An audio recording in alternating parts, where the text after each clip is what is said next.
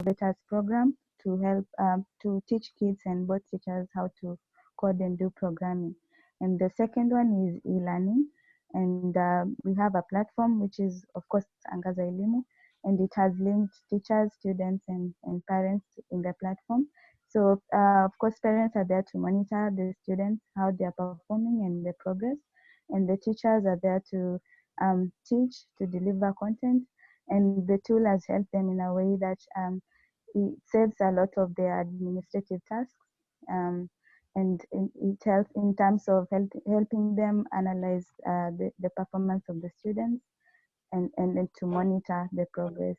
And finally, for the students, they're there to learn, and we have integrated the platform whereby wherever they're stuck, they can always ask the teachers questions, and they also have peer learning. So with the content we have developed, they are able to do also online quizzes. Yeah, so for now, we had come up with a tailor-made training for teachers, and we are most happy to have you here just to listen to what we have, and we hope you gain a lot from it. So I'd like to welcome my colleagues. We have here our CEO Kikomo, and we have Mr. Maxwell Kayesi, who will be walking you through today's pillar, which is lesson planning. Yes. So welcome, Mr. Kikomo.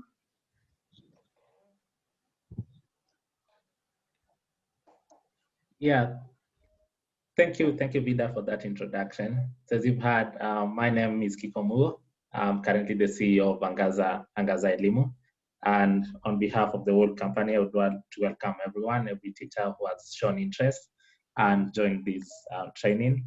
And we hope in the end of the training for this one and the other subsequent trainings that are coming in the upcoming weeks, that we'll be able to have you given you great value and equipped you with the right skills that will be able to move on forward in implementing digital learning in any capacity that you are in. And that's the reason why we're here. So I know, Vida, you have given an explanation, so I'll just dig deeper for you to understand why we're doing this and what exactly more about this company, Angaza Elimu. So as Vida mentioned,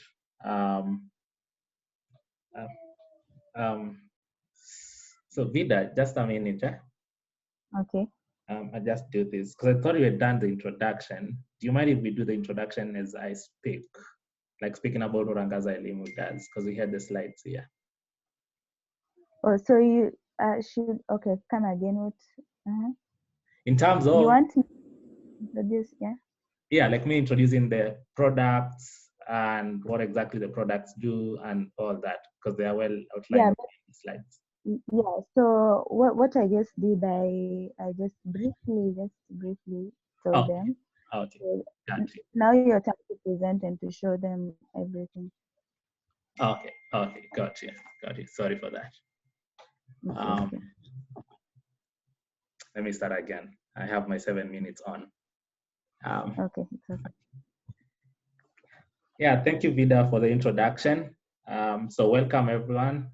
Thank you all for showing interest in this training program that we're rolling out today. And the goal of this is to empower teachers with the right e-learning pedagogy skills that you can be well supported and equipped to really be comfortable in implementing digital learning platforms across your different capacities and classes that you are handling. So my name, as Vida mentioned, is Kikomo. I'm currently the CEO of Angaza Elimu. So I'll quickly walk you through what Angaza Elimu is. As Vida mentioned, we are an education technology company, and we do two things in the education ecosystem. One, as I mentioned, is we have an adaptive and interactive e-learning platform that is able to deliver personalized and mastery-based learning experience to students. And beyond that, we amplify the student-teacher engagement so that they can reduce the inefficiencies that are experienced between these two capacities in and out of the classrooms. The second platform, which we're really excited about, is about equipping students to be innovators and equipped with relevant 21st century workforce skills. And here's an hands-on training on science, technology, engineering, art, and math. So those are the two products that we have in the market. And so to just speak about much about the first e-learning product that we have is that we're looking into mapping teachers, students, and parents in our product. And typically the benefits we're giving to students is when you speak about personalized learning, it's taking care of every student and meeting their own specific learning needs. And we've really been vindicated now that with COVID, that learning does not start or stop in classroom. Learning can happen anywhere, anytime. And we're looking in terms of how do we have collaborations between students and students studying at their own pace.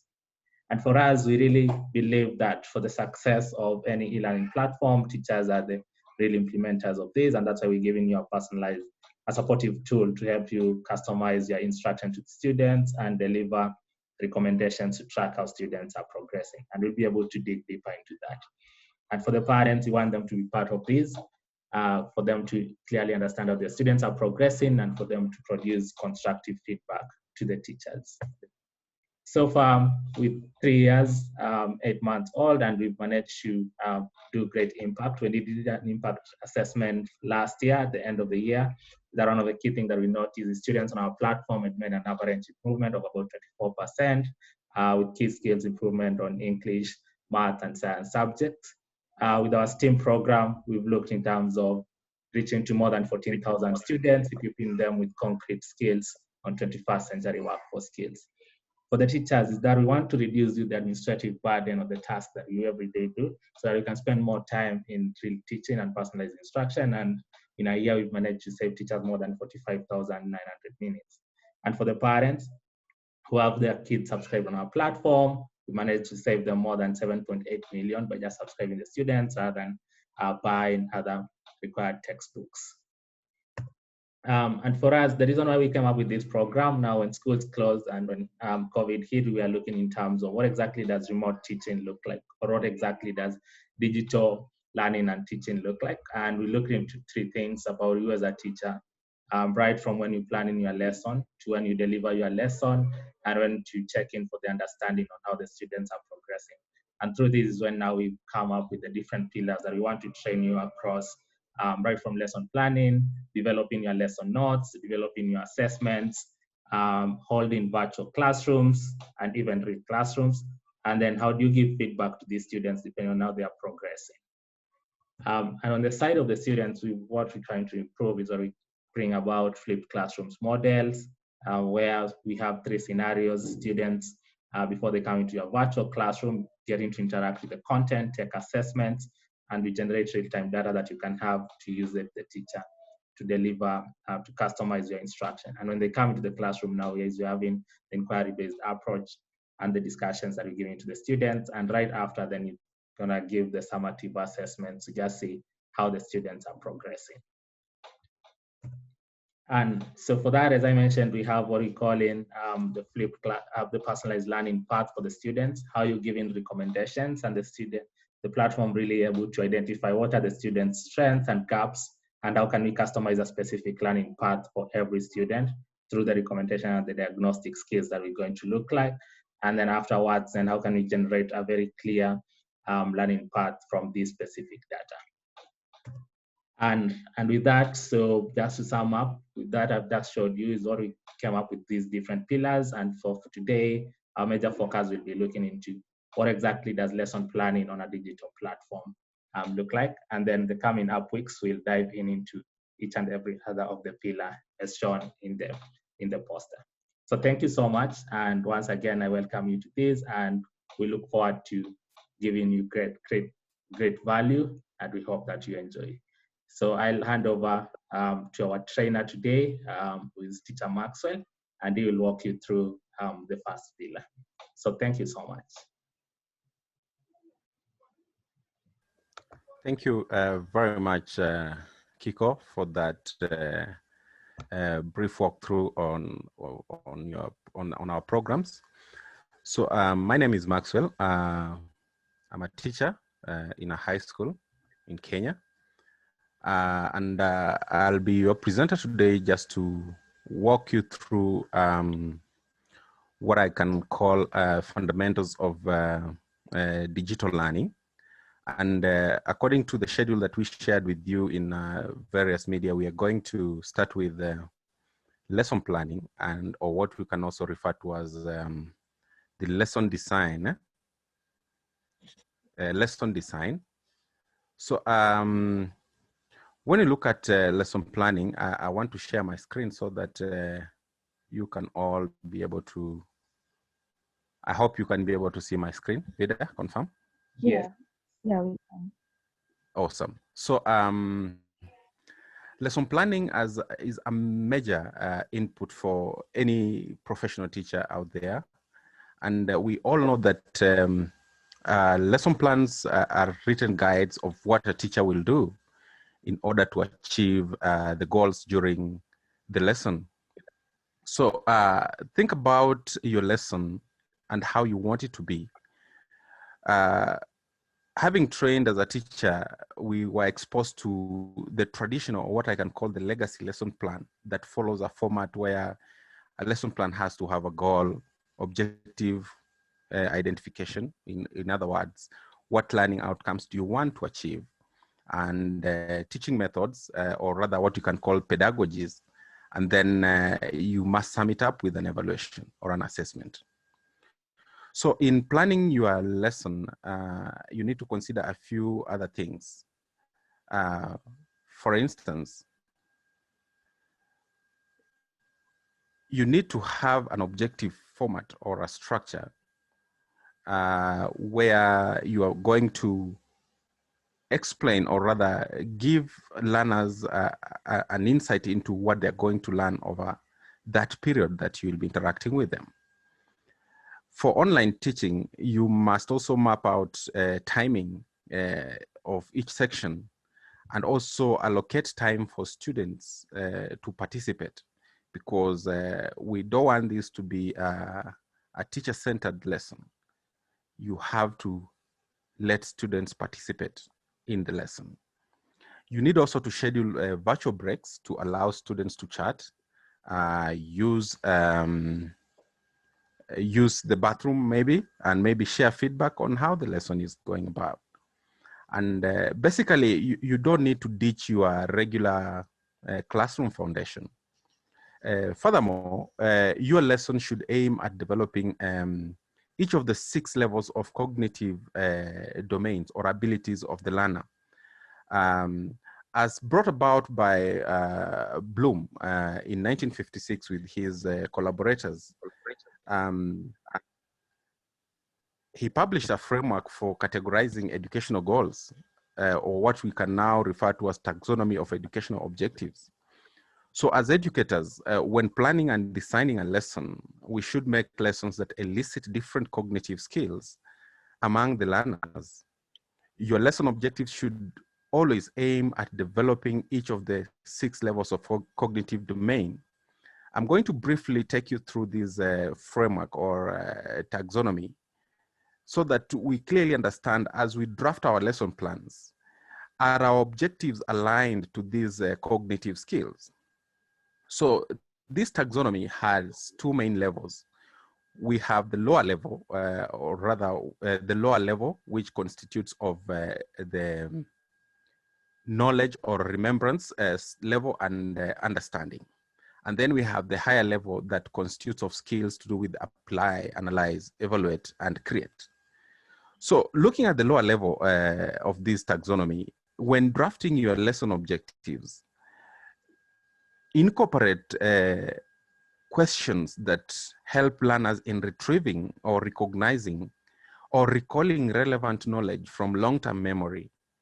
The keywords that we can use in this frame or in this taxonomy at this level, we could use words like memorize, define, identify, repeat, recall, and probably examples of questions that we could ask in our lesson design. For example, if you are to teach a physics class at Form 1, you could ask, define physics.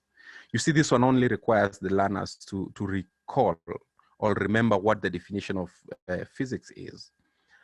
For maybe our counterparts from the primary school, grade 5, for instance, or grade 4, when they're looking at the human digestive system, you could ask a question, for example, identify the labeled parts of the human digestive system as shown below. You see, this one only targets the learner to recall the part is able to see and its name that he has learned prior to the lesson. The second level of the taxonomy is to comprehension or understanding. This is geared to test the student's ability to summarize and describe in their own words without necessarily relating it to anything. Keywords in this level could be describe, distinguish, yeah, explain, or interpret. And you could use such questions as, what facts or ideas show that a cat is a mammal? For example, if you're looking at classification of animals in grade 4, grade 5. In high school, you could use such words, describe the contact process. For chemistry teachers in the house, you know that that's a process used in manufacture of sulfuric acid and a sulfur and its compounds. Then to higher level of the taxonomy, where we start now looking at skills that help the learner to really blend in with the 21st century learning design.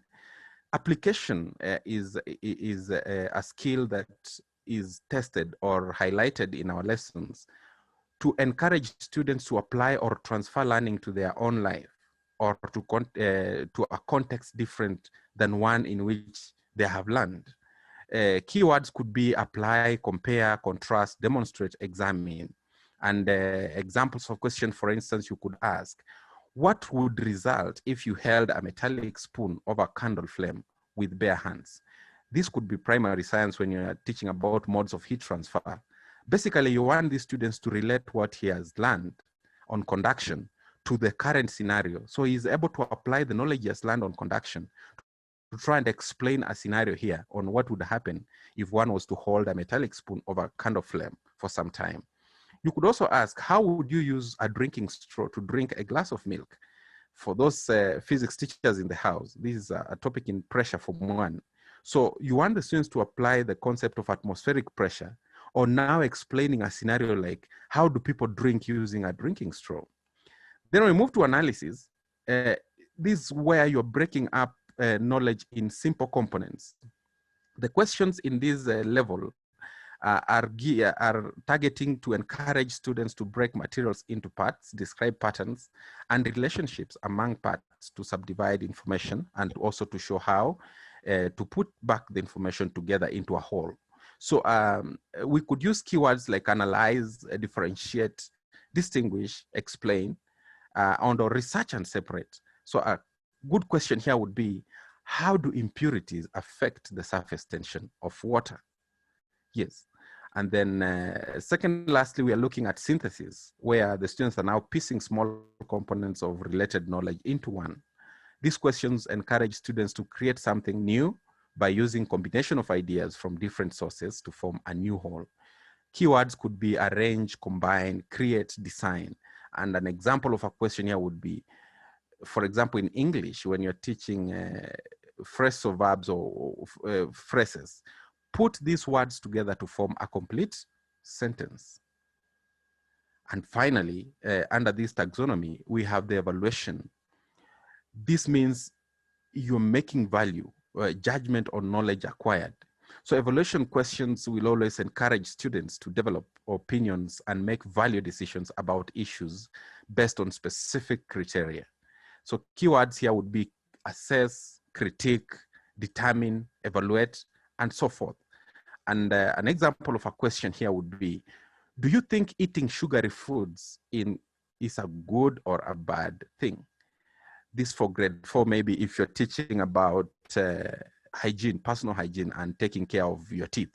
So if you bring up this question, see now you are leaving the student to make judgment on his own, and then prove as to why you think it's good and or bad.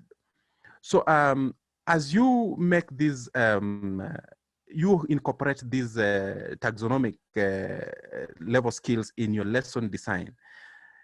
Later on, we shall be looking at how to review your lesson against such.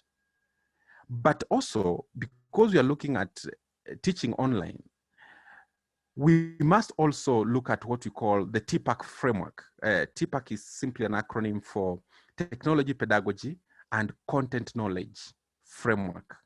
The TPAC framework has been designed to provide a map for understanding how to integrate technology into classroom effectively.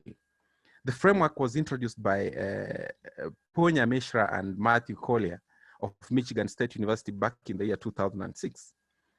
It identifies three primary forms of knowledge. We have the content knowledge, CK, pedagogical knowledge, PK, and the technological knowledge, which is the TK. The content knowledge, CK, simply highlights what are you teaching and what is your own knowledge of that subject. In other words, you will need a solid understanding of the lesson concept, or simply your mastery of content as a teacher. Then we look at the pedagogical knowledge, the PK. It highlights on how do your students learn best and what instructional design strategies do you need as a teacher to meet their needs and the requirements of the lesson plan. So in this case, you will need to understand how to adapt to modern approaches that are student-centered, such as inquiry-based learning, active teaching and learning, problem and project-based learning, and blended learning. We could also be very keen on how you incorporate the 21st century skills in your lesson as a teacher. And then the third part of this TPAC is the technological knowledge. Yes, you have mastered your content very well. You have known how the approach you will use to teach these students, whether active teaching and learning or problem-based learning. But you need to teach this lesson over internet or maybe using technology. So what digital tools are available to you as a teacher? Which do you know well enough to use? And which will be the most appropriate for the lesson at hand? For example, in your lesson plan, students will need maybe to label a diagram and present. So the ability to fill in blanks with maybe an answer key or find images from the internet and create, let's say, PowerPoint slides or Google slides. These are some of the technologies that you must master as an educator to be able to instill in your learner as you look at this TPAC framework. But there are regions of intersection. When you look at the diagram on the left of your slide, there are regions of intersections between these three parts of the TPAC framework. These regions of intersections, they are critical because they represent deeper levels of understanding. We have the pedagogical content knowledge, what I call the PCK, which is a region of intersection between the pedagogical knowledge and the content knowledge, right? This region brings about understanding the best practices for the teaching, for your teaching of the specific content to your specific students. Then we have the technological content knowledge, the intersection region between the technological knowledge and the content knowledge. Knowing how the digital tools available to you can enhance or transform the content, how it is delivered to students, and how your students can interact with that content using technology. And then technological pedagogical knowledge, the TPK, brings about understanding how to use your digital tools as a vehicle to learning outcomes and experiences you want. One major critical part of this, the TPAC framework, and that's where it derives its name from. It is the center part, what I call the sweet spot, or the technology, pedagogy, and content knowledge center. This is the epicenter of this framework. And it represents a full understanding of how to teach with technology, keeping in mind that this is not the same as having knowledge of each of the three primary concepts individually. Instead, the point of the TPAC is to understand how to use technology to teach the concepts in a way that enhances student learning experiences. With these two frameworks that we've looked at, the Bloom's taxonomy, and then you blend in with the TPAC, you should be able to design a lesson that is going to bring about learning at a higher level, Remember the higher order cognitive skills that we are talking about. And then when you bring in with the technology, ensure you have incorporated the 21st century skills such as collaboration, creativity, and problem solving. All these blended together make a very good lesson. So as you plan your lesson, you should also be asking yourself, what format of e-learning do you want to adapt for your lesson? E-learning takes two different formats. We have what we call the asynchronous format, or what you can call the self-paced learning. In this kind of format, you are designing a lesson where the students will need to learn on their own, schedule without any real-time instructor. The course content, in this case, lessons, pre-recorded videos and lectures and tutorials are put there for the students to go through by himself. Tests and quizzes, homework and assignments can be accessed by the student enrolled in the classroom or in the course at any given time, as long as the course is active and available. This is what we most get on learning management systems, where teachers upload materials, videos, PDF format, notes, and all that, and students can take their time, go through the material at their own pace. This enhances what we call self-learning. Lessons may also be administered on LMS such as Moodle or maybe Google Classroom or Tovuti to bring out clearly the e-learning pedagogy. The learner is able to control the amount of material they consume. So in this case, the teacher does not define how much the learner can get. The learner, depending on his pace, will be able to either get more content or get less content within a given time. But there is a hybrid between the asynchronous and the later on format that I'll talk about in this slide, the synchronous one, which is brought about by having lack of physical instructor in an e-learning, being made up by having what we can call a guided learning strategy. Now, in this guided learning strategy, it's a middle ground between asynchronous and synchronous, whereby, yes, there is no any physical instructor to guide the learners through, but the learners are guided through the course by what you can call a digital avatar or a character or a guide. In simpler words, you have an animated character that is guiding the learners through the course online. So there is no physical instructor, yes. There is no teacher who is there with the learners, but the learners are guided through the course content by a digital character or what we can call an avatar. This approach helps infuse e-learning with human touch. And therefore, learners will feel as if there's somebody who is psyching them up to cover certain content. And then the second most e-learning format is what we call now the live online classes, the synchronous. What most of you who have been practicing e-learning and teaching have been doing, live Zoom classes. In this kind of format, they are organized in a live virtual meeting room, like what you are doing right now. Students and learners meet together to communicate with voice, video, whiteboard, and also the students and instructors need to be online at the same time. Meetings and lectures occur at the same hour, and therefore all attendees must be online and connected to the internet at that specific hour. So whatever format as an educator you prefer to use in delivering your lesson, you should consider an appropriate lesson plan to guide your content delivery effectively. An example of a model of a lesson plan that you could use in delivering your content, whether you're going to go the synchronous way or the asynchronous way, is what we call the 4A lesson plan model. The 4A lesson plan model focuses on 4 main concepts, each necessary for student success.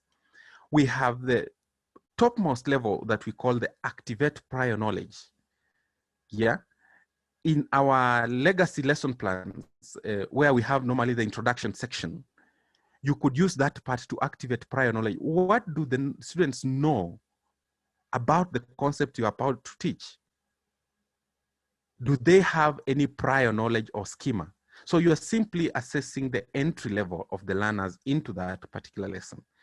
What activities can enhance activating prior knowledge or assessing the entry level? You can use gallery walks, where you have just put things together and you let students go around to learn silently without necessarily reading somewhere or anything. You can use brainstorming sessions. You can use concept maps. Concept maps are visual representation of knowledge that brings out in a nutshell what the knowledge will be all about. For example, in a concept map on branches of physics, maybe if you're teaching physics at Form 1. Yes. You could use gamification. You use a game to teach a certain concept before you teach the learners. The learners are able to play around with the game and learn 1, 2, 3 things.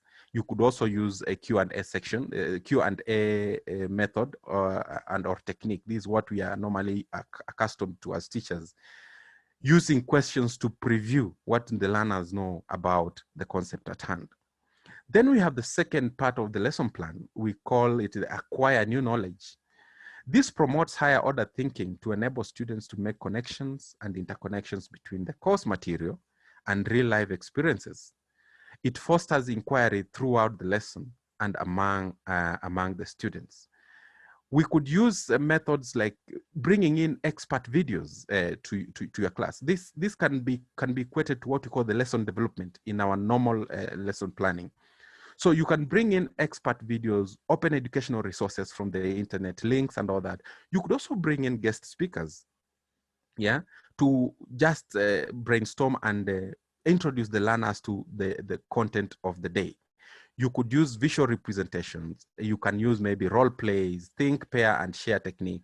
Yeah, all these, we can bring it out in the field of acquiring the new knowledge for the learner. And then the third level of this lesson plan is the application. This is where now you are consolidating what has been learned from the previous level, which is the acquire new knowledge. So you are consolidating what has been learned to make it relevant.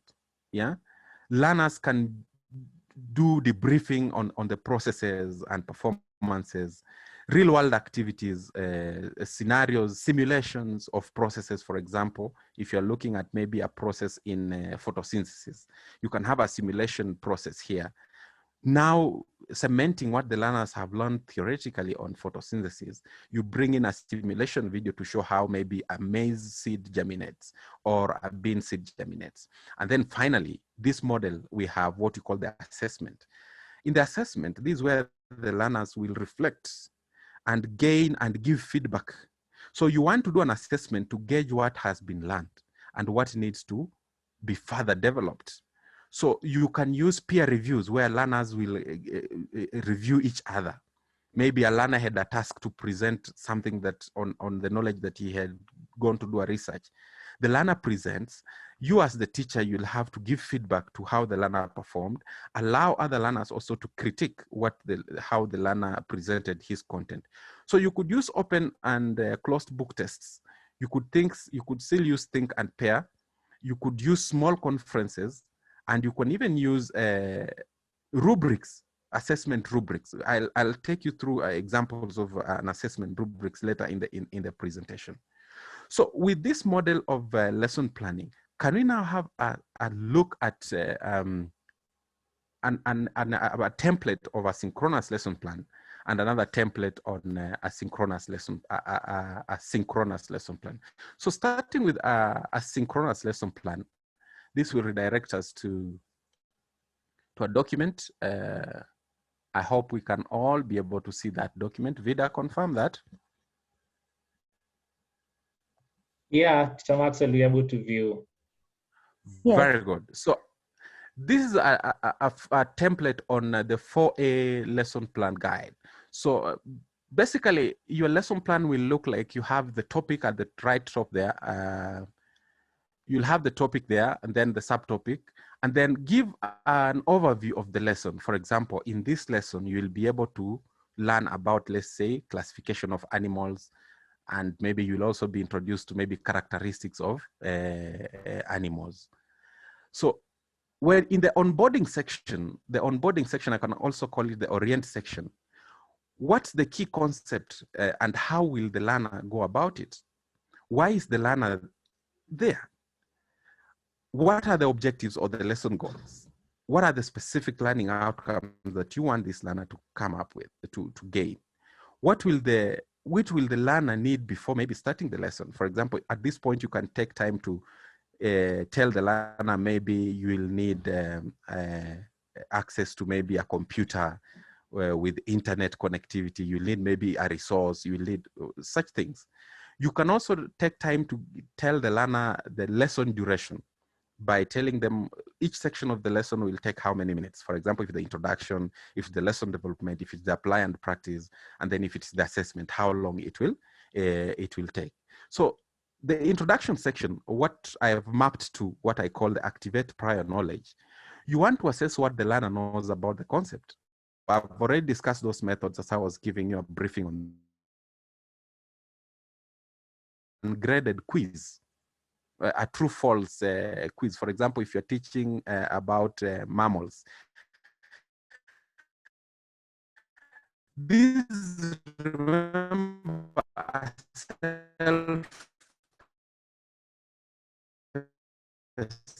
lesson that you want the learners to go through. So to have a look at. So you want to teach this learner about mammals. You want to gauge, does this learner know anything about what an animal is or what mammals are? So you could ask a question. All animals are mammals. True, false, or maybe. So the learner takes time. You're assessing the prior knowledge of this learner on mammals. And then you could also ask another one. All mammals are warm-blooded, you see? So this is where now you're able to gauge, does this learner know what the concept of at hand is? This is where you also highlight on what you call the key inquiry questions to inspire a quest for knowledge and discovery. So you're preparing this learner to go into the next stage, wanting to know, this question that the teacher asked me about a mammal, what is it? Or are all mammals are all mammals warm-blooded? Or are all mammals animals? Or are all animals mammals? So this encourages and develops critical thinking processes. Key inquiry questions could be examples such as, what is a mammal and what are the characteristics of mammals? So as the learner goes into the second level of this lesson, where we call it the acquire new knowledge or the lesson development, he wants to acquire new knowledge to promote higher order thinking, yeah, so that he can make connections and interconnections between course and real world experiences, yeah. So for example, you could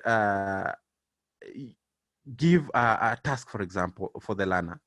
So you're telling the learner or you're briefing the learner that in this section, you will watch a video, you give the URL there, and read an article about this and this and this to learn more about characteristics of mammals. So the learner is able to click on that YouTube link, watch that video.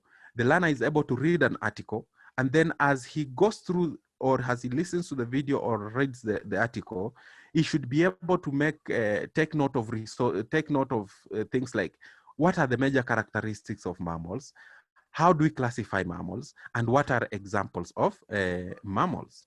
So you could, at this point, also give a quiz to evaluate or to assess whether the learner has been able to go through the resources and had some meaningful learning. So in this quiz or multiple choice, which is graded, by the way, this is just a mini assessment intervention to help the learner gauge readiness, while the educator to capture the responses on a learning management system. An example of a quiz here would be, you want to assess whether learning has taken place here. What did you learn about this video? Then you give options, yeah? A mammal is a kind of an animal, but not all animals are mammals. Maybe this is one of the things that was highlighted in the video or in the article. So if a learner was able to go through those articles well, he's able to relate to this and say A or B or C. Into the third part of this lesson template, the practice and apply section. We've said that this is where we consolidate what has been learned to make it relevant. Yeah, learners are able to relate the knowledge learned to put down things in the real world to apply the knowledge that they have learned. Yeah, they can independently work through the content while engaging with others through virtual collaboration teams, for example, on WhatsApp, or connect and reflect on a given mission. Yeah. So they can use the acquired knowledge to embark on solving real world problems or engage in activities. For example, you could give an activity here, list at least 3-5 mammals found around your community. Out of these 5 mammals, select 1 mammal out of the 5 that you have listed, and your mission would be to classify the mammal that you have selected using the criteria shown below. So you give a guideline on how they should classify the mammal. So does the mammal you selected have fur or hair? Yes or no? So for example, in their community, if we find we have hyenas, or maybe we have goats in their community, they'll be able to tick against it. So by giving the name first of the mammal that they have selected, and then being able to tick about that criteria. Does it drink its mom's milk? Yes or no? Does it have a backbone? You see, you are just gauging the learner's understanding of the characteristics of the mammals. Now applying that knowledge just learned into the real world scenario. So the learner at this point may also be required you might also be required to schedule a live session or a presentation session where the learner is able to share what he has come up with others. This could be through maybe Google Meet or any other virtual platform. And the purpose of this live session is for the learner to get feedback, and also for him to be able to give feedback on other people's work, and therefore use this feedback to adjust his knowledge acquired.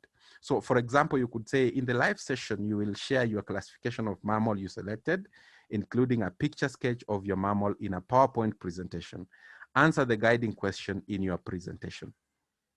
Of course, the guiding question that we had communicated earlier, what is a mammal and what are the characteristics? Finally, the last part of this model is the assessment, where the learners are giving feedback and reinforcement. So to gauge what has been learned and what needs to be further developed based on the feedback received from the peers and the educator. So you as the educator, you need to document all the students' work, assessments, and engagements on the learning management system Drive, so that you'll be able to give a grade at the end of the lesson, or maybe at the end of the class.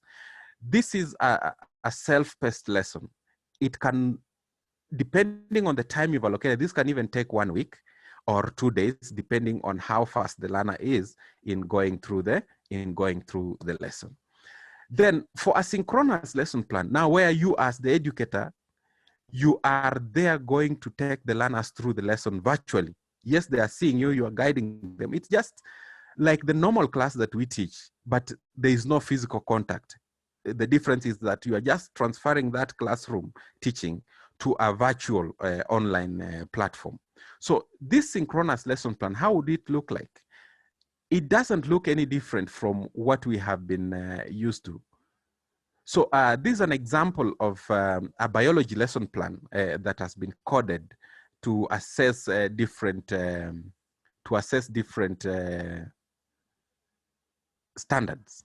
So that is just the introductory part, the components, that is the teacher, your name, school, county, class, duration, number of students for that particular class, or number of attendees or participants for this case. Giving a rationale is very important, because you are preparing the learners to know what to expect, right? Also stating the objectives. Now, in stating your objectives, you need to be very keen, because now you are telling the learner on what are the expected learning outcomes, yeah? And stating your objectives, you should always follow that taxonomy. We have looked at the Bloom's taxonomy. For example, in the first objective, define keywords, yeah? What is taxonomy? A taxon, binomial nomenclature, hierarchy of taxonomy. What is this bringing out in the Bloom's taxonomy? It's bringing out what we are calling understanding part. And then draw and label a diagram of taxonomic units. That objective will bring out the synthesis skills in the learner, and then identify the general characteristics of animals. This will bring about the identify part, or the knowledge part of that, because they need to remember that. Prerequisite skills and knowledge that these learners might need to know. The knowledge prior to the lesson, that is specimen collection skills, that's understanding. Then students will be required to engage their drawing skills, observation, analysis, and recording, yeah? And then 21st century skills. Remember I said you must try to incorporate 21st century learning design in your lessons? Are you bringing out creativity? Are you bringing out collaboration, critical thinking? What about communication? How will that lesson develop these skills in the learner? And then, of course, highlighting the resources that you might need for the learner, the laptops, projectors, maybe if the learner needs a tablet, he needs to, these are the resources that they might be required in this lesson. So going forward onto the lesson development process, introduction bit, you can see I've really coded this lesson so that you understand when you are talking about introduction and the time mapping, what is taxonomy? You are talking about understanding according to the Bloom's taxonomy, list taxonomic units, all that. Then in the development stage, show students a video on a classification of an animal. So you're using the gathering aspect of the taxonomy. Observe and compare images of different animals, analysis part, identify part. So all these are ways in which you can use your Bloom's taxonomy and the TPAC framework to design an exemplary lesson plan. So these resources, I think, with time we'll be able to share with you teachers later on, so that you can take time to go through them at your own pace. So once you've designed your lesson plan, like the two that we have looked at up there, what should you assess? How do you know that your lesson plan is exemplary? Yeah. There is what we call an assessment rubric that every teacher needs to know, so that when you're deciding your lesson plan, you can always assess your lesson plan against this rubric. So I'm calling it the TPAC and the 21st Century Teaching and Learning Review rubric.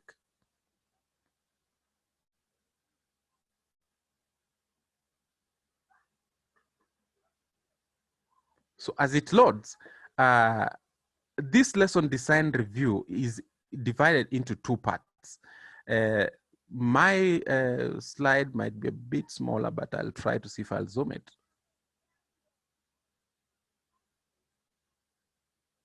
So the first part is the TPAC lesson design assessment rubric. What does TPAC, what does this rubric assess? It will assess the technologies and curriculum knowledge, the TCK. It will assess the technology and pedagogical strategies, the TPK, the technology selection, the TK, that is part one. So under the technology and curriculum knowledge, TCK, when do you know you have an exemplary lesson plan that is aligned to this? When your lesson is excellent, the presentation with one or more STEM curricular learning. For the technology and the pedagogical strategies, your lesson is well aligned when it has blended the use of technology. It strongly supports pedagogical strategies for interactive teaching and learning, and also the 21st century skills for critical thinking or collaboration.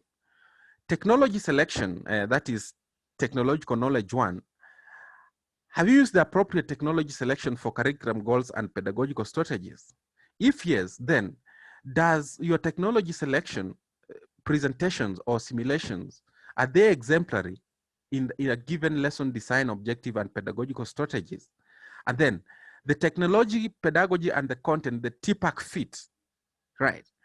Does it, do the strategies you've chosen and the technology fit together strongly within a lesson? When all that is done, you know that your lesson is exemplary and it's ready to be used. The second part of this rubric is assessing the 21st century teaching and learning lesson design assessment. So you want to assess in your lesson design or your lesson plan, how is critical thinking been highlighted? The teacher in the lesson, the teacher in the lesson design, has he developed a learning environment for students' planning, design, and execution of real-world problems using higher order thinking and questioning skills? Still on critical thinking, have the students in the lesson design be able to use multiple resources to plan, design, and execute real-world problems? When it comes to collaboration for the teacher, Has the teacher in the lesson design developed a learning environment for students to form collaborative teams and solve real-world problems? And for the students' part, has the students in the lesson design formed a collaborative team to solve real-world problems and create original work? So these rubrics will gauge whether your lesson design is exemplary and whether it is ready to go live or to use to design your lesson. I'll also share those resources later on. If you might not have the time to create a very comprehensive lesson plan, there is what you call a skill plan. A skill plan is a quick access or a quick tool that you can use to plan your lesson. It is a clear building block for interactive digital content development, adaptive assessment, track student skill and mastery levels. So this will be like an activity to us. I'll show you an example of this, where an activity to build maybe a skill plan based on a subtopic place values for mathematics teachers in the house. So if you are to build a skill plan for that subtopic, so an effective skill plan, for example, you're working as a Form 1 math teacher, and you want to do a skill plan on the subtopic place values. So this is what you do. You'll have to highlight the number there, the subtopic place values, and then the skill. For example, finding the place values of a digit in a number and understanding the significance of all these digits in the number. So this is like a basic framework that highlights in a nutshell what you need to achieve as an educator and what the learners will gain from this. So later on, maybe Kiko will need to communicate this. All of you guys who registered for this training, we are going to create for you accounts for free on our Angaza Elimu platform so that you can continue accessing free resources and materials that will help you improve on your delivery as a teacher. So just maybe to take you briefly into the Angaza platform, and once you have received the sign-in credentials, this is what it will look like for you. So this is our Angaza platform. You will be able to access on the left pane, you can be able to see quiz progress, assignment progress, learning plan. I've been logged in. Probably I need to zoom out a little bit. So you can see I'm logged in there, Maxwell. So you'll be able to access things like quiz progress, assignment progress, learning plan. So the learning plan is what I'm calling the skill plan. That's how it will look like, so that you can come here into the platform, create your skill plan, and from there you start now developing your lesson content. And we'll do all this work for you so that we leave you time to dedicate fully on creating content that is going to bring about meaningful learning. So you can come, for example, if you select a class, if you're a primary school teacher, class 6, 7, 8, Form 1, 2 for secondary. So if you click on, like, let's say Form 1, you select the subject. Is it CRI, English, science, and all that? So maybe because I'm a teacher of physics, I'll click on physics. Then we will also be able to populate all the topics. For example, introduction to physics, I'll click there. Then subtopics, we can also bring in there physics as a science, I'll bring it there. Then input skill, what do you want learners to gain from this? So you'll key in your skills that you want, then you are able to create your skill plan. When you click here, your skill plan will be created. These are some of the things that we'll be able to look at as we proceed with this training. So as a recap on what we have done, I'm coming to the end of this presentation. The key takeaways for this today's lesson planning: it's important for us to use cognitive skills framework as a guide in lesson planning. And then TPAC framework in lesson design as a map for understanding how to integrate technology in classroom effectively. And then asynchronous versus synchronous, take note of the e-learning lessons format before designing your lesson plan, and develop a skill plan as a building block for interactive digital content development, assessment, and evaluation. Some useful skill links that you might need later on. We have our angazaelimu.com website there. keep my note of that. Our moderator will be able to share this in the Q&A section so that you can take time to go through it. Just for further reading on the Bloom's taxonomy, you can get it there on Schoology and probably the TPAC framework. Thank you very much, guys, for joining us today. And I really am humbled for you finding time to attend this webinar today. Looking forward to greater engagement in our subsequent trainings. Over to you, Vida. Thank you, Teacher Maxwell, for the great presentation. And at this juncture, we'd quickly request you, if any of you has any question, you can ask. You can chat it on the section below so that, yeah, they can be addressed.